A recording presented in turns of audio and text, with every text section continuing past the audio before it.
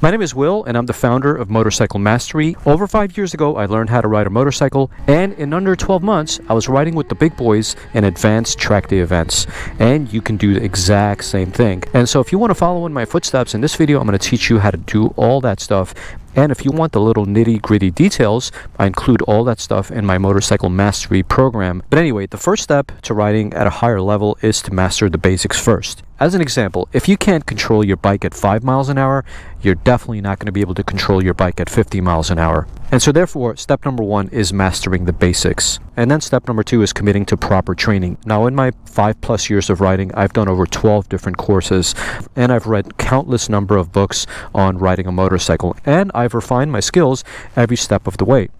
As a matter of fact, I just created a poll online, and a staggering amount of people don't even have one course under their belt. So my recommendation is definitely take a course if you can. You have to start out with a basic MSF course just like everyone else, or in your country it might be a CBT course, but that's definitely something I recommend. But you shouldn't stop there. An MSF course, you probably forget everything after you get your license, but continuous practice is absolutely critical, especially when you're riding motorcycles like this that demand so much of your body and requires so much skill. And then step number 3 would be to get out of your comfort zone. 1 month after I got my motorcycle license, I started hitting the track, and that's by getting out of your comfort zone. Now, my recommendation to you is do something like what I did. In every single city and in every single country, developed countries I should say, you have kart tracks. If you can find a kart track, the kart tracks only cost about $50, so they're relatively inexpensive and it doesn't chew up your tires. These kart tracks, at most you're going to be doing about 70 miles an hour, so that's my recommendation for you. Definitely hit the kart tracks. In my honest opinion, I think I leveled up my riding immensely by hitting the tracks early on. So if you can start hitting the tracks as soon as possible, you would become a much better rider very, very quickly in a very, very short amount of time, especially if you go to kart tracks. Because the number one thing about the kart tracks that I like is that there aren't that many straights, and if there are straights, they usually end very quickly and then comes on other corners. So each lap is probably going to last you anywhere between 52 to 60 seconds, and in between 52 to 60 seconds you're doing like 15 corners. So the more corners in the shortest amount of time, you level up your skills. You get a lot better with your clutch control, with your throttle inputs, with your braking. There's so many things that you become better at in a very, very short period of time, and so that's why I recommend hitting the track as soon as possible. And then this next piece is something that we're going to be talking about, as well as a bunch of other stuff while we hit the road. And this next piece is all about correcting your bad habits, because you see, most of us, when we ride by ourselves, there's no one to look over our shoulder, and so we make a lot of mistakes early on, and then those riding mistakes turn into bad habits, and then these bad habits we carry with us for the rest of our riding journey. And then things like accidents happen, things like close calls, and we completely wonder why we're getting into these type of situations. Why, after 4 or 5 years, we go to our first track day event and we kind of fall apart because, look, I'm riding on the street, everything is perfect. Well, why can't I just do that on a racetrack? And why is it that my Sunday rides and the twisties with my friends are a lot better, but on the track I just don't feel good about it, or that secure or that confident about it? You know what I mean? If you're a brand new rider and you just got your motorcycle license, then if you do every single thing that I'm telling you to do in this video, you should be at the level that I was when I was in my 12th month of riding a motorcycle. What I did was I got a KTM RC390. And a KTM RC390 is a motorcycle that was 373 cc's. What's up, my man? Got the same path, huh? Yeah. Where you headed to? It's a good route. Yeah, where you headed to? Winnansea. Where? Oh, Winnansea. Cool, man. Enjoy the ride. Yeah, man. You too. Good day for it. See ya. That was a guy I met before.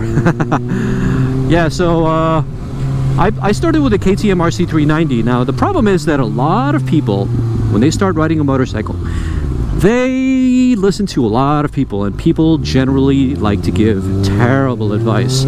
So my recommendation is never, ever, ever take anyone's advice. If your mom or dad wants to give you advice, okay, listen to them. But if it's your friends or people, especially people on the internet, don't listen to people.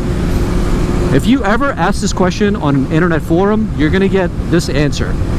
You're going to ask, hey guys, I'm just starting out, what kind of bike should I buy? you're gonna get two different kinds of answers. Number one, people are gonna tell you to start with a 4 or 500, but the majority of the people, they're gonna respond to you and say, no, don't buy that bike because you're gonna get bored of it. Ha! That's the typical answer I always see, especially in my comment section. Don't listen to those type of people. I've talked about this in the past, and I'll talk about it just briefly right now. If you buy a 400 and you use 100% of that motorcycle's power ASAP right away, you condition your brain, and therefore you've extracted every single horsepower out of that motorcycle as quickly as you can, and now you've built up your dopamine levels where they're not being as effective as they used to before, and so therefore motorcycling has become addictive for you, just like coffee, just like any caffeinated beverage or alcohol or drugs for that matter. Anything that's fun will stimulate your dopamine receptors, and after a while you're going to need more of it in order to become stimulated. And so if you buy a 400 and you don't use the 400 for what it was meant to be used for, which is to practice and to become a better rider, and all you do is, you know, you try to go as fast as possible to get your dopamine fix, then of course you're going to be bored of that motorcycle. That's why I'm saying never ever listen to people. So my recommendation is do what I did. You see, I started riding at 45 years old. At 45 years old, I got plenty of disposable income. I can easily buy the latest and the greatest motorcycle. But no, I believe it was the year 2019, but I bought a 2017, a 2-year-old KTM RC 390, and I think at that time it was about 3,500 or 3,200. I can't remember how much it was, but I bought a used bike. It had about 7,000 miles on it, and I used that motorcycle and I took it to the track 1 month after getting my motorcycle license. And then after that, I started taking it to go-kart tracks. So I would say in the first 6 months, I probably had about 15 to 20 track day events under my belt. Tell me how many new riders would do something like that. Tell me. Exactly. Not many, right? So those people that recommended that you should buy a bigger bike because you're going to be bored of it, go ahead and ask them how many track days have they done. Go ahead and ask them how many times have they practiced in a parking lot doing figure eights, doing tight circles, doing emergency braking situation type stops. All the stuff that I teach in my motorcycle mastery course. Ask them how many times they've done all those things, and I bet you're going to hear crickets. So don't listen to people on the internet about what kind of bike you should buy. If you want to level up your riding in less than 12 months, follow my directions to the T, because this is exactly what I did when I first started riding. Buy that KTM RC 390 or R3 or Ninja 400 or anything under 500cc. Plenty of options these days, but my recommendation is to buy used. My recommendation is to hit the track as soon as possible. Don't get it in your mind that you need to know exactly what you're doing, you need to be perfect before you hit the track. You don't, because a majority of the riders who hit the track barely know what they're doing, and they start out in C group, which is the beginner group. If you go to beginner group, no one's going to put you down, no one's going to tell you that you don't know what you're doing, no one's going to pull you to the side and say don't do this, don't do that. As long as you become fairly predictable rider early on in your maybe second, third, fourth, fifth session, you should be good to go. And there's plenty of instructors teaching on the track, so it's not like you're there alone. You can pull an instructor to the side and be like, hey, can I follow you? And then you're gonna have follow sessions. He's gonna follow you, you're gonna follow him. You get your bearings, and by the time you're done with your first track day event, you're gonna be much better off than that guy that told you that not to buy a 400 and to start out with like a 600 instead. 100% guaranteed. And then after you do your first track day event, automatically book your second track day event, and in between that time, go to the parking lot, do figure eights, do tight circles, do emergency braking, and you don't have to do it for long. Go there twice a week, 3 times a week, and do it for 15 minutes out of your entire day. It's not much, but you're practicing and you're getting a lot better. So that was 2 recommendations I gave for you. Number 1, buy a 400. Number 2, book your first track day event as soon as possible. Number 3, ride as many motorcycles as possible. Here in SoCal, we have lots of dealerships. As a matter of fact, Triumph allows you to test ride their bikes. Go in there and test ride every one of them. Be like, hey, I'm interested in buying bikes. Don't worry about it. Just go in there and test ride every single one of their bikes. They let you ride their bikes maybe for about 20 to 30 miles. Sometimes they don't even have limits. Ride it for an hour, each bike, and come back. And, you know, grab another one and continue to ride different motorcycles and get used to riding different bikes. And as you continue to ride different bikes, you're going to get more used to it. Sometimes these bikes are going to be sport bikes. Other times they're going to be standard. You're going to get used to bikes that are a lot heavier. You're going to get used to bikes that are a lot lighter. And so therefore, you're going to start getting used to riding different types of motorcycles in different types of conditions. And this acclimates you to change. And the more variety you have in the beginning, the better.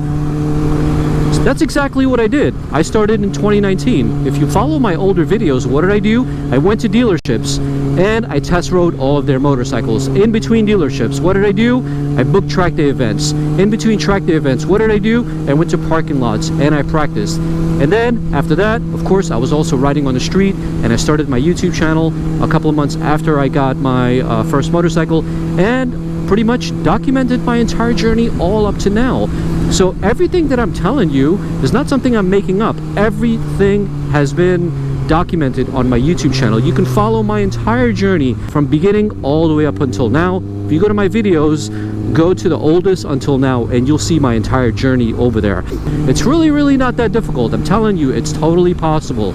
All you have to do is you have to be hungry for information. So that's why I recommend going to courses, because that's another thing. In between, I would say, my first year and third year, I did about 12 different courses. Just to give you a couple of examples, SoCal Supermoto, if you're in SoCal, definitely recommend you go there. Anywhere in California, if you're not in SoCal, I still recommend you fly over to California and go to SoCal Supermoto. They provide the bikes, the suits, everything. All you need to do is just have your motorcycle license and you're good to go. And then I also did American Super Camp, and God, there's just been so many other courses. Of course, I've taken different levels of riding courses, level 1, level 2, level 3. So many to count, and I forgot a lot of them, but I've done tons of courses. So if you're doing tons of courses, if you're riding multiple different types of motorcycles from dealerships, or maybe your friends, you're exchanging between motorcycles, you're buying a 400, you're doing track day events, there's no reason why you can't follow in my footsteps. Absolutely not. You can become an expert rider in under 12 months if you do all of these things. Totally possible. But you know, at the end of the day, it's all about how badly you want it. When I was building this course, I went back 5+ years and I thought about exactly what I did, and I wrote it in a notebook. How did I start, and how did I get to where I got, and how did I get to where I got really quickly? And so I worked backwards, and that's how I built my program in a methodical way, so this way people can replicate exactly how I learned and got to the level where I got as fast as I did. And so if you want to save a lot of time, you don't want to build bad habits, and you want to learn as quickly as possible, I definitely recommend you check out the course, because as I mentioned at the beginning of this video, education is number one. What separates a rider from an advanced rider? It's education. That's basically it. But anyway, Motorcycle Mastery launches on March 19th. There's a coupon down below along with a special launch price. Go take advantage of it. It won't last forever. And I'll see you guys on the next episode. Peace.